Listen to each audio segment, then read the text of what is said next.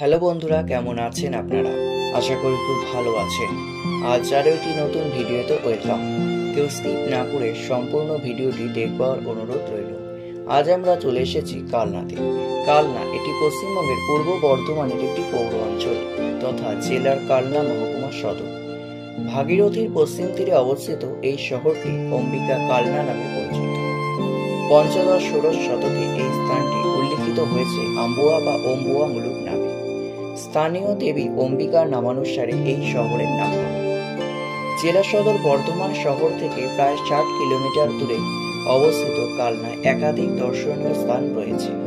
এগুলির মধ্যে উল্লেখ্য হল কালনার রাজবাড়ি, প্রতাপেশ্বর মন্দির, কৃষ্ণচন্দ্রজি মন্দির, লালজি মন্দির ও 108 শিব মন্দির।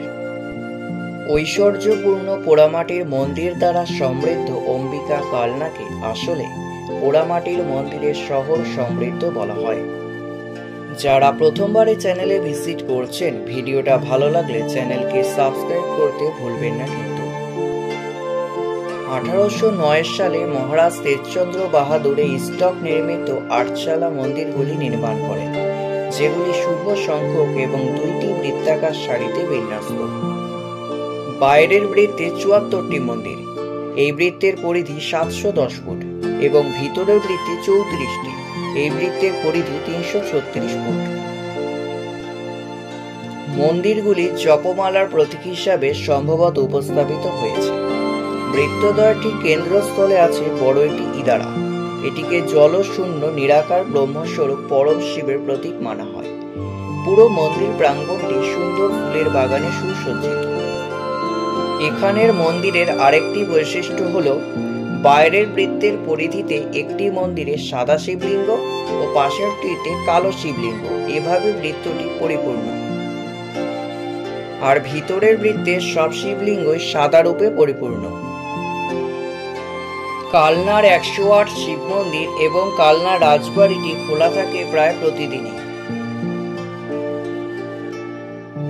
108 শিব মন্দির এবং কালনা রাজবাড়িতে ঢোকাটা একদম বিনামূল্যে। মন্দির দেখা সম্পূর্ণ করে রাস্তা পার হয়ে অপর দিকে চলে এলাম কালনা রাজবাড়ি।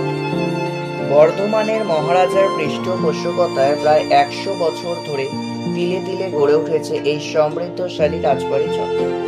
সেই চত্বরে ঢুকেই বাঁদিকে প্রথম মন্দিরটি হলো এখানকার সর্বকনিষ্ঠ ও টেরাকোটার সবচেয়ে উজ্জ্বল প্রতাপেশ্বর মন্দির।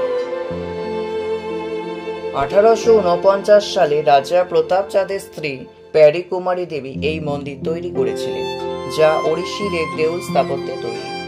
এই মন্দিরটি সূক্ষ্ম টেরাকোটার কারুকার্য বিশ্বের তাবড় মন্দিরের সাথে তুলনীয়। মন্দিরটির চারপাশ জুড়ে রয়েছে দুর্গা রাম রাবণের যুদ্ধ, কৃষ্ণলীলার বর্ণময় অলঙ্করণ।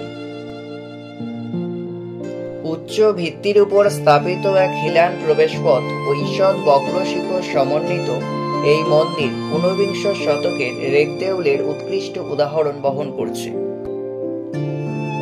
এই মন্দিরের নিকটেই রয়েছে একটি ছাদবিহীন রাসমঞ্চ, যা সম্পূর্ণ ইটের তৈরি।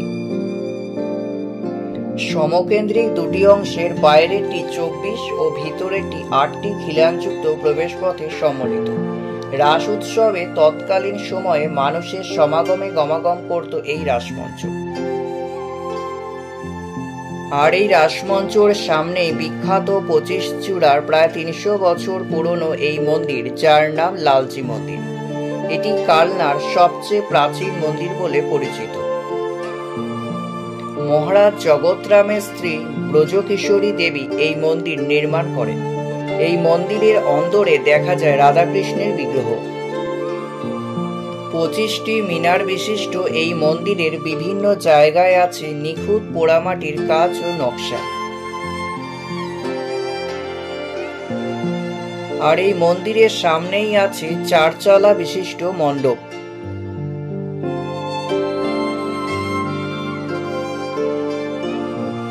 আর এই মন্দিরের উল্টো দিকে আছে গিরি গোবর্ধন মন্দির।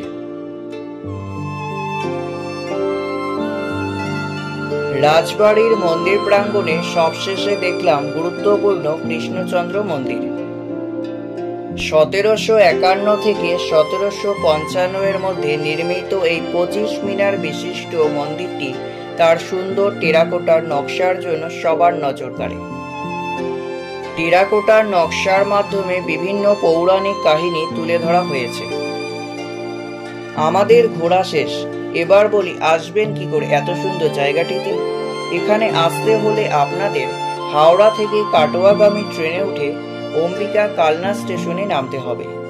এছাড়া শিয়ালদা থেকে কাটোয়া যাওয়ার সকাল 8:06 গ্যালোপিং লোকাল ধরে আসতে পারেন এখানে, অথবা শিয়ালদা শান্তিপুর লোকালে উঠে শান্তিপুর স্টেশনে নেমে অটোয় নৃসিংহপুর ফেরিঘাটে এসে নৌকা করে পেরোলে পৌঁছে যাবেন কালনায়। অম্বিকা কালনা স্টেশনে নেমে ওভারব্রিজ দিয়ে 1 নম্বর প্ল্যাটফর্মের বাইরে বেরোলেই সামনে অটো এবং টোটো স্ট্যান্ড আছে। সেখান থেকে এই রাজবাড়ি ও 108 শিব মন্দির যাওয়ার অটো পেয়ে যাবেন।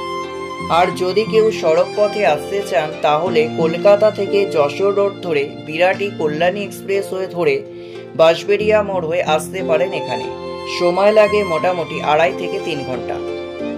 আশা করি নতুন বন্ধুরা এতক্ষণে চ্যানেলটিকে সাবস্ক্রাইব করেই ফেলেছেন।